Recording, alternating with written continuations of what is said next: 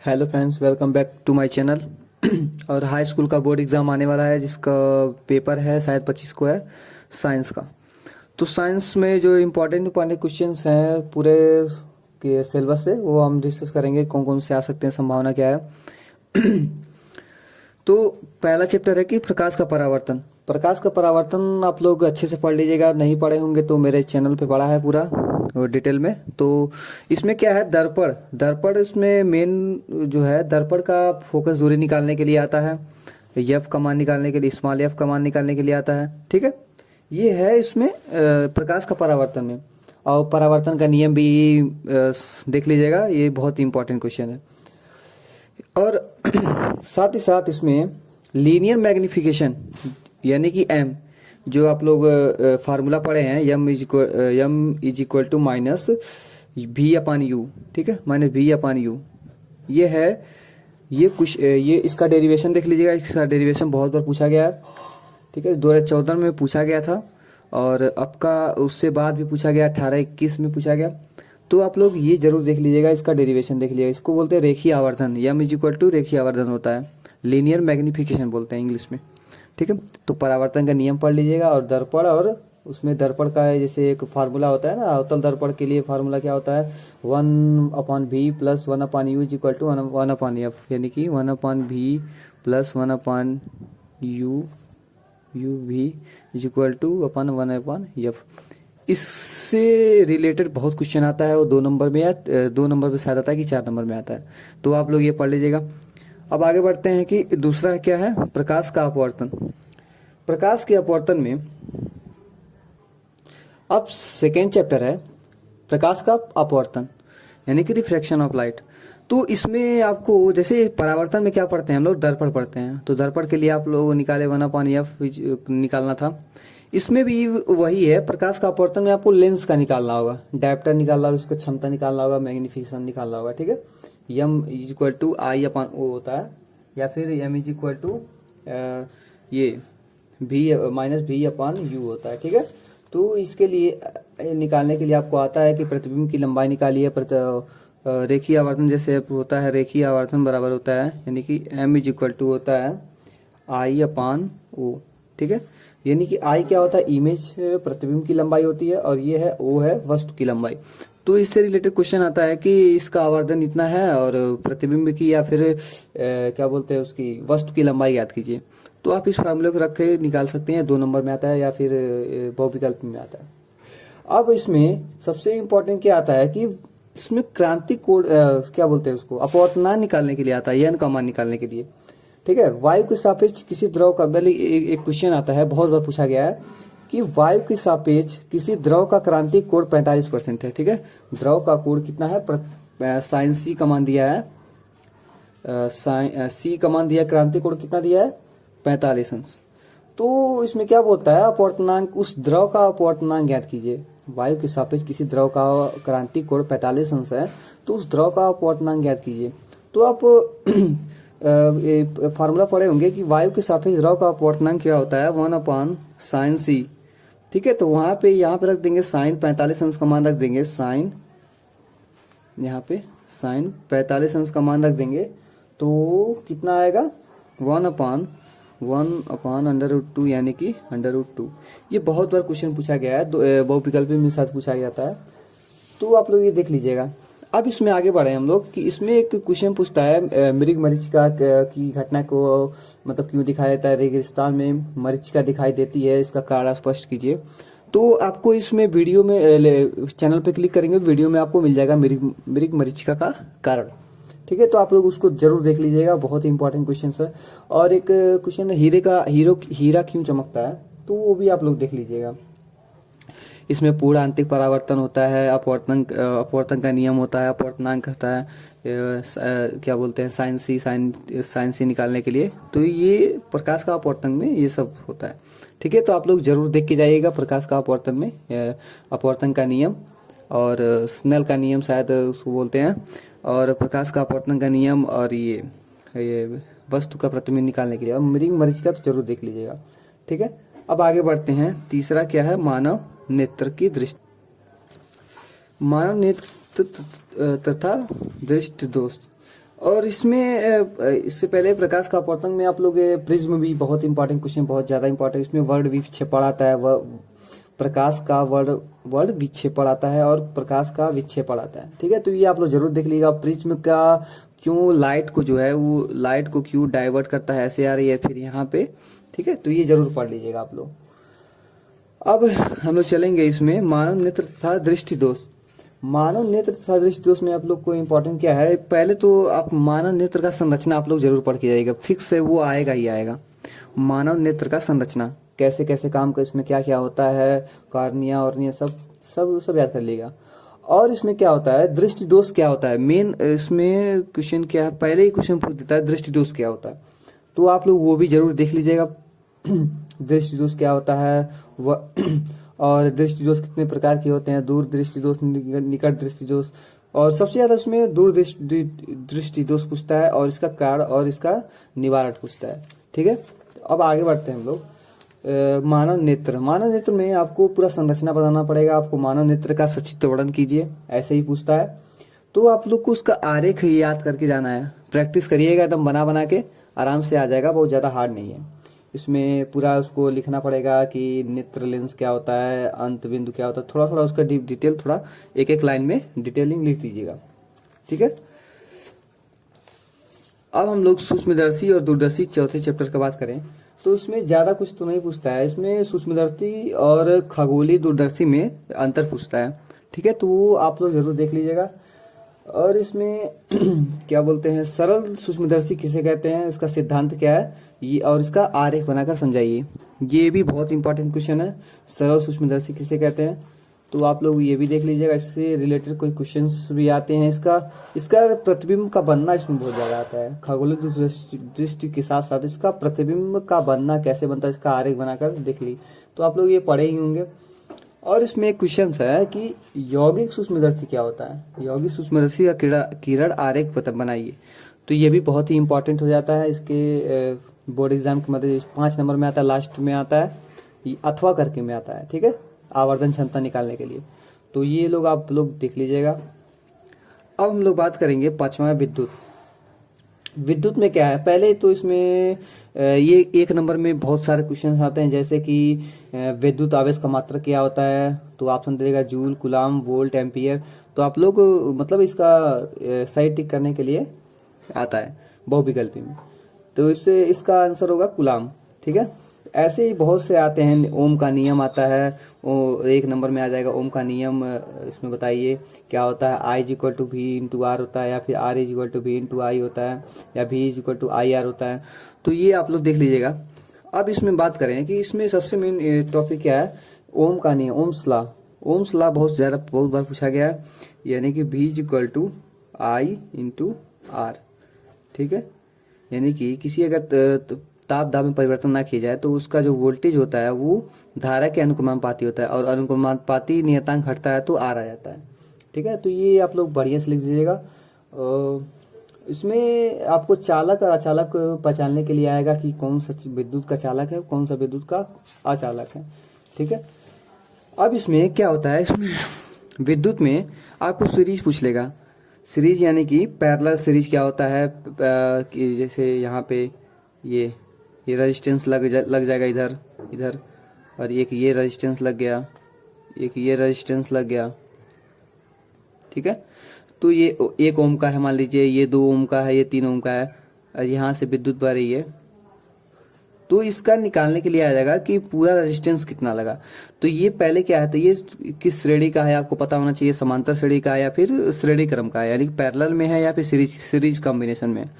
तो आप लोग ये बहुत क्वेश्चन इसमें आता है, तो ये बहुत ज़्यादा हार्ड नहीं है, बहुत ज़्यादा आसान है। अगर सीरीज में है तो R इक्वल टू होगा R1 plus R2 plus R3 dot dot dot, और अगर इस टाइप का होगा पैरेलल होगा तो 1/R equal to 1/R1 plus 1/R2 dot dot dot infinite, फिर उसको उल्टा कर देंगे तो उसका R कमा निकल जाएगा। इससे रिलेटेड बहुत सारे क्वेश्चन आते हैं। अब देखिए इसमें एक और क्या होता है कि इसमें प्रूफ डेरिवेशन आता है। आइए नेक्स्ट पे बात करते हैं। इसमें डेरिवेशन आता है, ओम्स लॉ का सत्यापन करिए, यानी कि प्रूफ डेट की ओम के नियम को प्रूव करने के लिए आता है। ठीक है, तो वो प्रूफ डेरिवेशन मतलब फार्मूला नहीं है, फार्मूला तो यही है कि V जो होता है वो I के अनुपाती होता है। लेकिन ये दिखाने के लिए आपको अमीटर वगैरह या फिर विद्युत परिपथ को आप लोग दर्शाना पड़ेगा और इसका ग्राफ बना के दिखाना पड़ेगा। तो आप लोग देख लीजिएगा कि ओम्स लॉ का सत्यापन कैसे होता है। ठीक है, आपको लोग पूरा उसको व्याख्या कर दीजिएगा। अब हम लोग बात करते हैं इसमें और टॉपिक है कि पूरा सीरीज दे देगा इसमें पूरा। और सबसे मेन टॉपिक ये कि मीटर से तो आ जाता है कभी कभी, ये ऐसे बन जाएगा, ऐसे बन जाएगा और ऐसे ऐसे इधर से परिपथ बन जाएगा, ये रेजिस्टेंस लग जाता है यहाँ पे लग जाएगा। तो ये भी देख लीजिएगा, ये बहुत ही इंपॉर्टेंट है। अब हम लोग बात करेंगे छठवां नंबर का विद्युत धारा का ऊष्मीय प्रभाव। विद्युत धारा का ऊष्मीय प्रभाव में क्या है कि आपको घरों की वायरिंग के परिपथ में फ्यूज का महत्व, जैसे कोई घर में कोई फ्यूज है तो उसका यूज क्या है, फ्यूज का यूज क्या है, ये ज्यादा नहीं है। इसको आप लोग एक बार पढ़ लेंगे तो आसानी से आ जाएगा कि घर में फ्यूज क्यों लगाया जाता है। ठीक है, उसमें और इसमें जूल, वाट और कुलाम में क्या संबंध है, जैसे कि volt is equal two joule upon cool होता है, जूल अपन कुलाम होता है। और इसमें परिपथ और आर एच यानी हीट और आर और टी में संबंध पूछता है, जैसे कि H is equal to I square R T upon 4.18 calorie. ये बहुत बार पूछा गया है, इसका संबंध रेशियो पूछा जाता है। तो आप लोग ये फार्मूला याद करके जाइएगा, ये बहुत ही इंपॉर्टेंट क्वेश्चन है। और इसमें P इक्वल टू वी आई, ऐसे बहुत सारे क्वेश्चन हैं। इसमें आपको बल्ब का निकालना आता है, जूल में निकालना आता है, बल्ब की क्षमता निकालनी आती है, पावर निकालना पड़ता है। तो आप लोग ये देख लीजिएगा। अब हम लोग वाट का परिभाषा लिखने के लिए भी आता है, बहुत बार पूछा गया है। और विद्युत बल्ब में कौन सी गैस भरी जाती है, ये भी आप लोग को पूछ लेता है 1 नंबर में। अब हम लोग मेन बात करते हैं इस टॉपिक का। मेन क्वेश्चंस क्या है इस टॉपिक का, मेन आपको याद रखिए ना, बल्ब का, जैसे बल्ब का पूरा कैसे बनता है उसका रचना करिए। ठीक है, विद्युत बल्ब का सिद्धांत लिखने के लिए आता है, रचना कार्यविधि समझाइए। और इसमें नाइट्रोजन की जगह आर्गन क्यों भरी जाती है, नाइट्रोजन गैस की जगह आर्गन गैस क्यों भरी जाती है, इसका रीजन पूछता है। तो आप लोग विद्युत बल्ब तो जरूर पढ़ के जाइएगा, मैं तो कहूँगा सबसे इंपॉर्टेंट क्वेश्चन से यही है विद्युत। और इसमें एक डेरिवेशन आता है विद्युत सामर्थ्य का, यानी P equal to I R, I square I, P equal to I square R watt में आता है, इसका डेरिवेशन आता है। तो ये आप लोग ये जरूर देख के जाइएगा।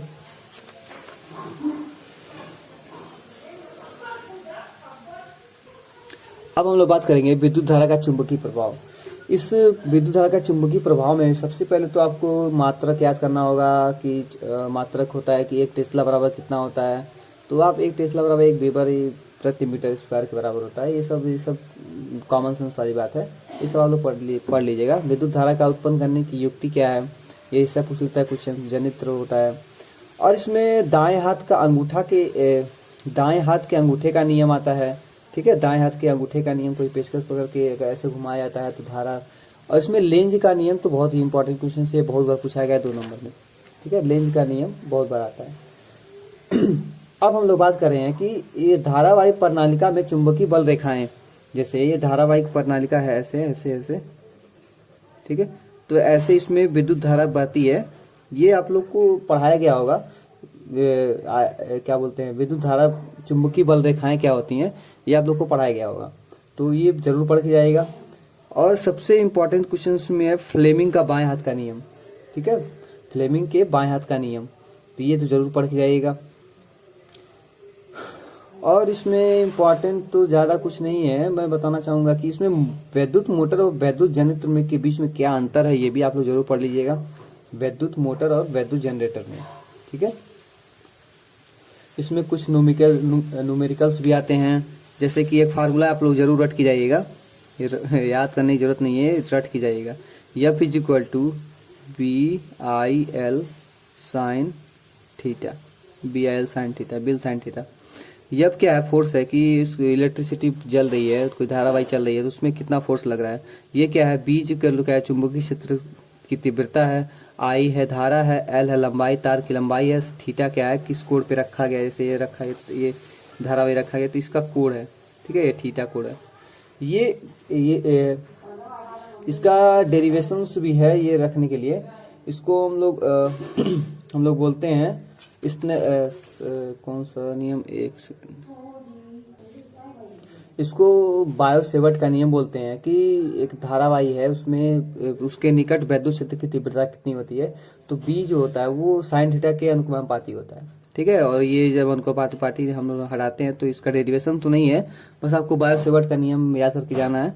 और इसका फार्मूला होता है F is equal to B I L sine theta बराबर होता है, ठीक है, ये जरूर पढ़ के जाइएगा।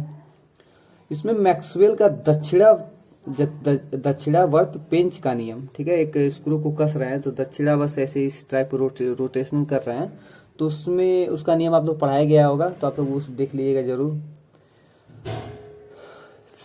फ्लेमिंग के बाएं हाथ का नियम तो जरूर बहुत ज्यादा इंपॉर्टेंट है, ये आप लोग भी देख लीजिएगा। बायो-सेवर्ट का नियम भी आप लोग देख लीजिएगा। अब हम लोग बात करते हैं कि फैराडे का प्रयोग, जैसे वैद्युत प्रेक्षण जो प्रेरण होता है, वैद्युत प्रेरण में संबंधित फैराडे का नियम भी बहुत बार पूछा गया है परीक्षा में। अब हम लोग बात करते हैं वैद्युत मोटर की रचना। वैद्युत मोटर की रचना तो बहुत बार पूछा गया है, हर साल पूछा जाता है, मैक्सिमम बार पूछा गया है। वैद्युत मोटर और वैद्युत जनरेटर का कार्यविधि समझाइए, वैद्युत मोटर कैसे काम करता है, ठीक है, और उसमें अंतर क्या है, वैद्युत मोटर और डायनेमो में संबंध क्या है, मतलब अंतर क्या है, ये भी पूछता है। प्रत्यावर्ती धारा डायनेमो की रचना कीजिए, ये भी बहुत बार पूछा गया। प्रत्यावर्ती धारा जनित्र का मतलब स्वच्छ नामांकित चित्र बनाइए, पूरा ये सब पूछा गया बहुत बार, ये आप लोग भी बहुत मतलब पढ़ लीजिएगा इसमें। अब हम लोग बात करते हैं दृष्टि धारा और एसी और डीसी करंट, तो बहुत बार पूछा गया। एसी करंट और डीसी करंट में अंतर क्या है, अल्टरनेटिंग करंट और डायरेक्ट करंट में अंतर क्या है, ये भी आप लोग पूछ लीजिएगा। जैसे कि एसी करंट जो होता है वो दोनों दिशाओं में जाती है, और डीसी क्या होता है, एक ही अक्ष में चलती है, या फिर एक्स या वाई अक्ष में चलती है, ठीक है, ये लोग भी आप लोग भी देख लीजिएगा। अब हम लोग बात कर रहे हैं केमिस्ट्री में। केमिस्ट्री में इंपॉर्टेंट क्या क्या है, केमिस्ट्री में पहला क्या है कि अम्ल, क्षार व लवण। तो पहले आप लोग की डेफिनेशन से याद कर लीजिएगा। अम्ल, क्षार और लवण का डेफिनेशन, अम्ल किसे कहते हैं, क्षार किसे कहते हैं, लवण किसे कहते हैं। अम्ल और क्षार पहचानने के लिए भी आता है। लिटमस पेपर को क्या करता है, अम्ल नीला से पीला क्या करता है, नीला पीला जो भी करता है, ये भी आप लोग को हम पढ़ा देंगे, भी ज्यादा हार्ड नहीं है, बस एक ट्रिक याद करना है। अनील यानी कि अम्ल जो होता है वो नीला को लाल कर देता है, ठीक है, ये सब आप लोग पढ़ लीजिएगा। अम्ल, धातु और लवण में इसमें कुछ रासायनिक अभिक्रियाएं भी होती है, इसको संतुलित किया जाता है, तो आप लोग को ये सब पढ़ाया गया होगा। अब हम लोग बात करेंगे, अब हम लोग बढ़ेंगे धातु और अधातु। पहले तो इसमें पूछता ही है कि धातु और अधातु में अंतर क्या है, और कौन सा मेटल क्या है, धातु है अधातु है, एक नंबर में पूछ लेता है। और इसमें हाइड्रोजन के धनायन बनाने की प्रवृत्ति होती है, तो उसमें, और ये साथ ही साथ ये अधातु है, ये क्यों होता है, अंतर स्पष्ट कीजिए, ये भी बहुत बार पूछा गया है। अमोनिया गैस के द्वारा बनने वाला संकर लवण कौन सा है, ये इस टाइप के क्वेश्चंस बहुत बार पूछे गए हैं, ठीक है, तो ये सब पढ़ लीजिएगा, ज्यादा इसमें हार्ड नहीं है। और इसमें हम लोग मेन टॉपिक के बारे में बताते हैं कि अम्लीय केटु क्या बोलते हैं, अम्लीय विलयन और क्षारीय विलयन, ये भी आप लोग पढ़ लीजिएगा। ये इस चैप्टर में, पहले चैप्टर में, अम्ल, क्षार और लवण में। अब इस धातु और अधातु का मेन टॉपिक में, इस टॉपिक का मेन क्वेश्चन क्या है, हम लोग डिस्कस कर रहे हैं। इसमें मेन क्वेश्चन ये है, शुष्क अमोनिया गैस को प्रयोगशाला में बनाने की विधि से, शुष्क अमोनिया जो है प्रयोगशाला में बनाने की विधि को आप लोग कैसे परख नली होता है, कैसे रखा जाता है, कौन सा गैस डाला जाता है, ठीक है, उसका पूरा रासायनिक अभिक्रिया के साथ लिखना पड़ता है, वो आप लोग देख लीजिए। हाइबर विधि से अमोनिया कैसे बनाया जाता है, शुष्क अमोनिया कैसे बनाया जाता है, इसको वर्णन कीजिए। ये बहुत बार अमोनिया बहुत बार पूछा गया है, हाइबर विधि से, और रासायनिक क्या बोलते हैं, प्रयोगशाला में कैसे बनाया जाता है अमोनिया को, ठीक है, रासायनिक समीकरण के द्वारा उसको समझाइए। तो ये बहुत बार पूछा गया अमोनिया बनाने की विधि। और इसमें डाई ऑक्साइड गैस बनाई, सल्फर डाइऑक्साइड, प्रयोगशाला विधि में सल्फर डाइऑक्साइड, दो ही पूछता है, या फिर या तो पूछ लेगा सल्फर डाइऑक्साइड या तो अमोनिया पूछ लेगा।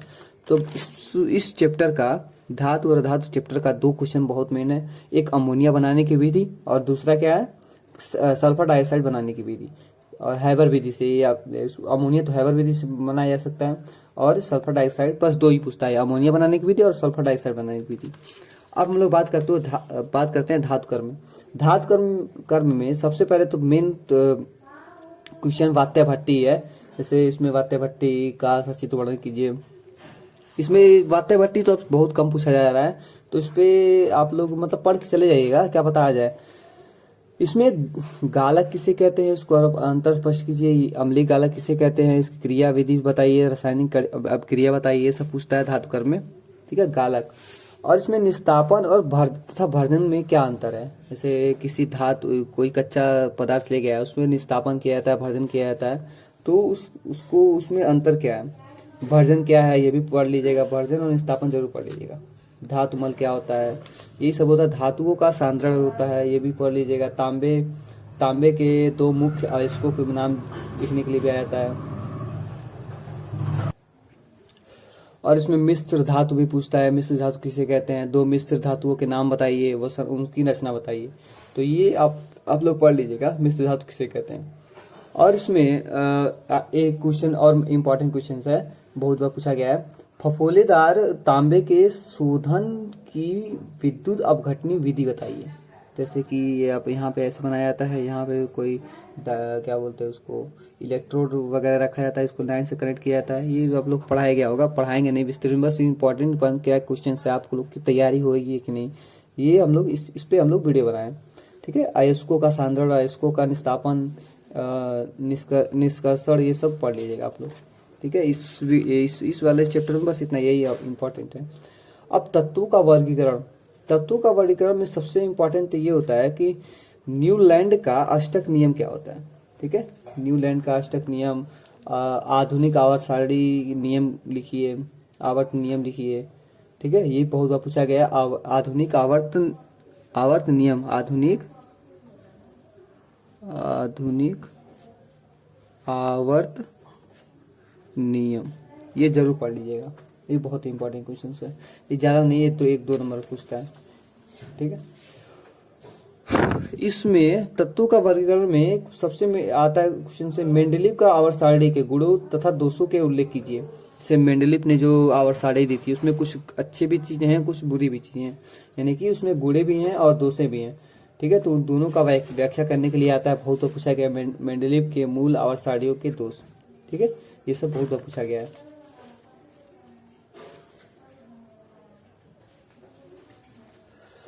और इसमें इम्पोर्टेंट क्वेश्चंस ये है कि दीर्घाकार आवर्त सारणी की प्रमुख विशेषताएं लिखिए। ठीक है, दीर्घाकार आवर्त सारणी की जो आधुनिक आवर्त सारणी वो भी पूछता है, और दीर्घाकार आवर्त सारणी है उसके बारे में भी पूछता है, बहुत बार पूछा गया है। और इसमें इम्पोर्टेंट कुछ ये है कि इसमें क्या बोलते हैं, इसमें आयनन विभव भी पूछता है, क्षारीय गुण पूछता है, ऑक्साइडों का क्षारीय गुण, और विद्युत धनायन गुण, धात्विक गुण, ये सब बहुत बार पूछा गया है इसमें तत्वों के वर्गीकरण में। अब हम लोग बात करते हैं 12वां चैप्टर है कार्बनिक रसायन। कार्बनिक रसायन में सबसे पहले तो आप लोग को आईयूपीएसी नेमिनोक्लेचर आना चाहिए, बहुत ही आसान होता है। इसमें क्या बोलते हैं, CO group, alkyl, aldehyde, ketone वगैरह, ये सब आप लोग को पढ़ाया गया होगा आईयूपीएसी नेमिनोक्लेचर। तो ये बहुत ही इंपॉर्टेंट है, ये बहुत बार पूछा गया है 1-2 नंबर में, और 5 नंबर में पूछता है, 4-5 ठो दे देगा नीचे ऐसे, यहाँ पे उसका सबका नाम लिखने के लिए बहुत बार आ गया है। ठीक है, तो आईयूपीएसी तो जो हम तो कहेंगे बहुत इंपॉर्टेंट है, इस चैप्टर का सबसे इम्पोर्टेंट है आईयूपीएसी नेमिनोक्लेचर। और इसका एरोमेटिक यौगिक क्या है, एलिफेटिक एरोमेटिक। एलिफेटिक में सब क्या होते हैं, खुले होते हैं, एरोमेटिक में पूरे क्लोज होते हैं। ठीक है, तो ये सब आप लोग को अंतर पता होना चाहिए। क्रियात्मक समूह किसे कहते हैं, जैसे C है, यहाँ पे H लगा है, CH3, CH2, यहाँ पे Cr लग गया CH की जगह, तो ये क्रियात्मक समूह आप लोग को किसे कहते हैं, ये सब पढ़ लीजिएगा आप लोग। ठीक है, इसमें तो बस इतना ही है। और इसमें सजाती श्रेणी किसे कहते हैं। ठीक है, सजाती श्रेणी, उसको उदाहरण सही समझाइए। सजाती श्रेणी के प्रमुख विशेषताओं का उल्लेख कीजिए, ये बहुत बार पूछा गया है। सजाती श्रेणी का टिप्पणी करने के लिए भी बहुत बार पूछा गया है, ये भी आप लोग देख लीजिएगा। लेकिन इस चैप्टर में आईयूपीएससी सबसे इम्पोर्टेंट है, आईयूपीएससी नेमिनोक्लेचर, ये आप लोग जरूर पढ़ लीजिएगा। अब हम लोग बात करें कार्बनिक यौगिक। कार्बनिक यौगिक में क्या होता है, एथिलीन का प्रतिस्थापन अभिक्रिया का समीकरण लिखिए, ये सब आता है। और योगात्मक अभिक्रिया किसे कहते हैं, इसमें एथिलीन गैस की एक प्रयोग योगात्मक अभिक्रिया लिखी, इसमें योगात्मक अभिक्रिया बहुत बार पूछा गया है। एल्किल एल्डिहाइड ये सब श्रेणी किसे कहते हैं, इसमें आता है। इसमें एल्केन एल्केन एल्कीन एल्काइन, ठीक है, इससे आप क्या समझते हैं। असंतृप्त हाइड्रोकार्बन किसे कहते हैं, इस चैप्टर में कार्बनिक यौगिक में यही बहुत इंपॉर्टेंट है। और बात करें कि एथिलीन बनाने की विधि क्या है, ठीक है, प्रयोगशाला में एथिलीन गैस कैसे बनाई जाती है, ये बहुत ही इंपॉर्टेंट है। मिसेल का निर्माण किसे मतलब कैसे होता है, प्रयोगशाला में शुद्ध एथिलीन गैस बनाने की विधि लिखिए, ये इसमें आता है। क्या होते हैं, कार्बनिक यौगिक में, ठीक है। तो ये बहुत इसमें एथिलीन बनाने की विधि तो आप लोग जरूर पढ़ के जाइएगा, ठीक है, एथिलीन बनाने की विधि। और अब आ जाएगा इसके बाद बायो। तो बायो तो हम लोग लिए नहीं थे, हम मैथ से थे। तो बायो में हम लोग यही कहेंगे, मानव संरचना बताइए, मानव संरचना और रिप्रोडक्शन, उत्सर्जन, मनुष्यों की वृक्क की संरचना और मानव संरचना, ये सब जरूर पढ़ लीजिएगा। और आज के लिए बस इतना ही। अब मिलते हैं अगले मतलब एग्जाम के वीडियो में। तब तक के लिए हम लोग विदा लेते हैं। जय हिंद, जय भारत, बाय बाय।